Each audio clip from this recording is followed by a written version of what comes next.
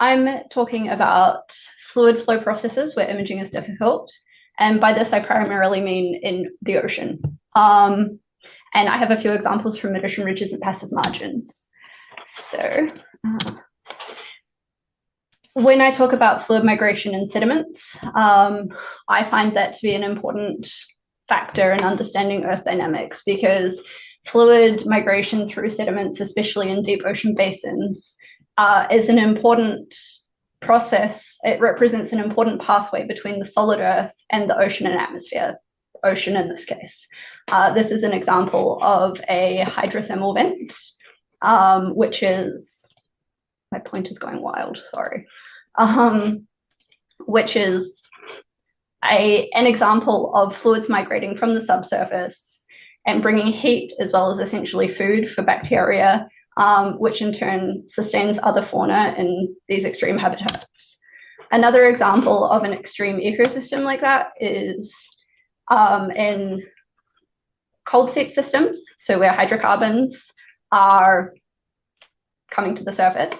The white stuff in this image are bacteria, and the bacteria are consuming, or bacteria and archaea consortia, are consuming the methane, typically, that's rising up here, and they then sustain other life around them. So there's a couple of industrial applications of understanding precisely where and how and why fluid is migrating in the sediments. The first is, of course, the hydrocarbon industry, including carbon storage, geologic storage of carbon, and also the deep sea minerals applications includes understanding where mineral deposits might occur, as the same processes that are bringing those life-sustaining elements to the surface also result in the deposition of minerals. But my research is less related to specifically or my research interest is less related to specific industrial applications and more towards understanding how these earth processes interact with the biosphere and the ocean in this case. So how do you image fluid migration in oceanic sediments and basins? And primarily that's through seismic data. So seismic data, if anybody is unfamiliar, is a method whereby a sound wave is generated that hopefully penetrates deep into the subsurface. And the density contrasts in the subsurface reflect energy back, which we can record. So hydrocarbon fluids, and primarily methane, is a lot less dense than rock. So hydrocarbon accumulations and areas where hydrocarbons are accumulating can result in density contrasts, which are then imageable. And via the same mechanism, when gas enters the water column, it may also be imaged via water column acoustic imaging. Water column chemistry, so CTD casts, for those familiar, have also identified hydrothermal seeps in the deep ocean before any other method has confirmed their existence. And these are examples of gas flares at the Vesnessa Ridge site. So this is offshore Western Svalbard on the flank of a mid-ocean spreading ridge. And the big towering things above the seafloor are essentially gas that's coming out. And that is another way that we can identify where fluid is migrating. Lastly, of course, fluid systems can be directly observed via, for example, remotely operated vehicles. The image is from the Aurora vent field, which is in the Arctic Ocean, which was identified via other methods first, and then later on remotely viewed via remotely operated vehicle, ROV, in 2021. So the black stuff that's coming out is the fluid coming out from the hydrothermal vent site. Seismic imaging is convenient because large parts of sedimentary basins can be imaged relatively quickly and efficiently covered with data. And as Jolanta pointed out, unprecedented detail is needed for example, CCS. Sorry, I'm really not sure why my pen is doing this. I must have accidentally recorded something earlier over top of it. Anywho, there has been a lot of development there's been a lot of development in seismic imaging due to hydrocarbon exploration. And in this particular instance, what I'm showing on the screen is these bright reflections, the really blue and yellow ones, are essentially methane trapped in the sediment. Where it's quite bright, there is presumably methane accumulating. Where it's less bright, there is not. And then these kind of even lighter, again, white pathways up are evidence of fluid migration. So some of them are a bit more obvious, like this one and this one over here. Some of them are less so, here and here, for example.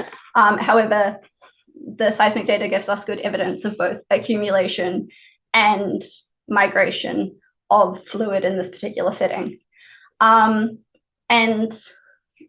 the questions that kind of arise from this, I suppose, are what happens if the fluid doesn't have hydrocarbon or methane? How do you image it? As I mentioned, methane particularly is very easy to image. What if the amount of hydrocarbons or fluid in general is, I guess, too small to elicit any sort of seismic response? And it's also important to note that when we're talking about seismic data covering oceanic basins, the scale of the data sets is usually in the meters. So 3.125 or 6.25 meter lateral resolution and meters vertical resolution as well. And fairly often the fluid flow processes that we are looking at are less than that. And we don't really, we don't necessarily know what detail is sufficient for example, carbon sequestration. This is an example of a very, very, very small fluid migration pathway where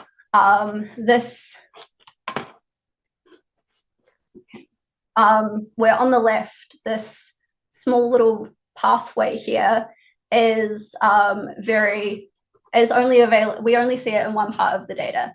So it is less than 6.25 meters in resolution, which means that if there's features like this in the rest of the basin, we will simply miss out on them. However, they may be important components to understand for example, CO2 sequestration.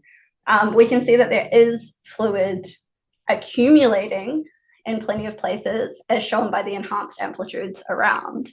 But the exact mechanisms or even whether fluid is migrating to the surface here is kind of an unknown. So the first example of imaging some fluid migration in ocean sediments where it's quite difficult is from the Svetoga Ridge, which is offshore Western Svalbard. The Knipovich Ridge, which is labeled KR in these images, is an ultra slow spreading ridge, which is accommodated by mantle exhumation along detachment faults. And the whole ridge is also sedimented because it's so close to the sediment source and because the spreading rate is really, really slow. So the next seismic line that I'm about to show comes from this area here. So we have the full line, but I'm showing just this little bit here. And this is what it looks like. So essentially, the data doesn't show any sort of fluid migration. What we do see is a chunk of what we presume is serpentinized exhumed mantle along from the Knipovich spreading ridge. And we know that the sediments were likely deposited while this was uplifting due to the faults that are occurring on the sides of this structure. So they could potentially be fluid migration pathways, but there's no actual direct evidence that there is fluid migration occurring here.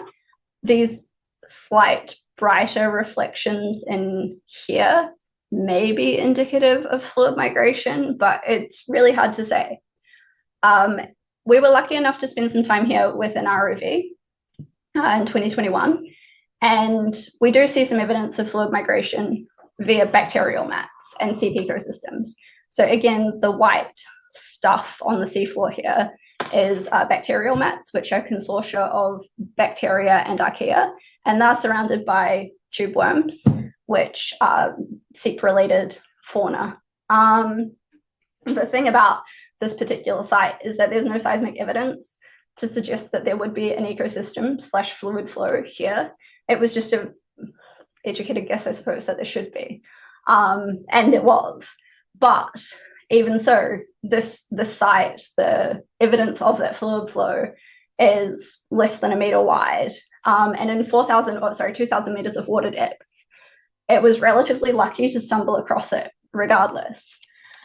The one thing that directed attention to this specific site was that there was heat flow anomalies here.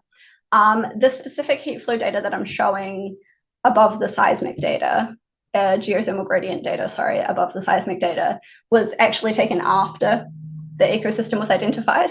But there was regional scale geothermal gradient measurements that were used to understand rift dynamics, and that suggested that there was an anomaly here. It was one data set that was luckily kind of close, or it was one data point that was a little bit close to this specific ridge, which indicated that there might be something going on. So we investigated it a bit more, and it turns out that there was.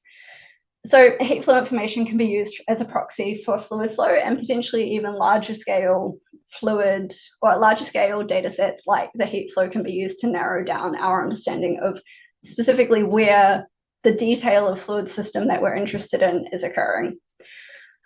Interestingly, in this specific instance, there is also another ridge which has a heat flow anomaly, but in the opposite direction. So this is cooler. And the reason for that is that this ridge has gas hydrates in it, and gas hydrates are ice-like compounds that form in the shallow subsurface, and they can act as a barrier to fluid flow. In fact, the line here that's labeled BSR is evidence that the gas hydrates are trapping methane below them, or gases, fluids below them. So in this specific instance, we see that our heat flow measurements are acting both as an indication that there is fluid flow on a scale that we otherwise would not be able to image in this particular setting, but also of areas where fluids are being trapped and there's no flow. Kate, just a reminder, you're at 12 minutes. Cool, thank you very much, Lydia. Okay. The other good way, I suppose, of understanding fluid flow regimes, which has already been touched on, is understanding the faulting regime. Even if the migration is not necessarily imaged, understanding how faults might focus fluid flow is quite important. And so the Jeanne d'Arc Basin is a rift basin offshore Newfoundland, Canada. And in particular, this fault here, the Mur fault, is one of the major basin bounding faults, which is also imaged as a small section in this grey here. And the Mur fault has, in one specific location, a small fluid accumulation above it. So in this instance, we can image the fluid accumulation above the Mur fault, and we can image some fluid along the fault itself. But we don't know very much about the Mur fault in the post-rift. So it has two parts. The Mur fault has this line here is the syn-rift post-rift boundary. So everything from here down is syn-rift, and everything from this horizon, the trail member essentially up, is post-rift. The syn-rift part of the fault, we know from core data that penetrates this particular fault, is full of oriented clays in both the gouge and the core zone that likely impede fluid flow. We also know from the seismic evidence that there is some fluid trapping against the fault, most likely, and it could also be migrating, but we don't think that it necessarily is. Then there's the second part of the fault, which extends up through the post-rift setting. And the post-rift part of this fault is not formed by active tectonics. It's formed by the hanging wall side of the Mur fault being deposited on top of relatively compactable syn-rift sediments, and the footwall side of the Mur fault being deposited atop much less compactable crystalline basement material. So it appears that the Mur fault has propagated upwards through the strata. And that is relevant because while we don't know much about the post-rift part, we have some more information about the syn-rift part. However, there are very small characteristic changes along the fault. For example, a slight change in dip and a slight change in strike, which might imply a difference of fluid migration pathway from the post-rift to the syn-rift to the post-rift. Yeah, so to sum up, essentially, there's lots of reasons to want to understand fluid migration in different settings, from the blue skies research of just wanting to understand Earth processes through to specific CCS or CO2 storage sites. Imaging can be quite difficult due to scale, primarily due to scale. Most of the data that I've showed you today has a resolution of 6.5 by 6.5 meters, which, when we know that fluid migrates on a scale of less than a meter, makes understanding these processes really difficult. But there are other proxies available for understanding fluid flow, and that's fluid fault relationships and, for example, geothermal gradient measurements, observations of, for example, fauna that rely on these fluids, et cetera, et cetera. So I guess that's me. Thank you very much for your attention. References I've used if anybody's interested in going and have a look at any of that.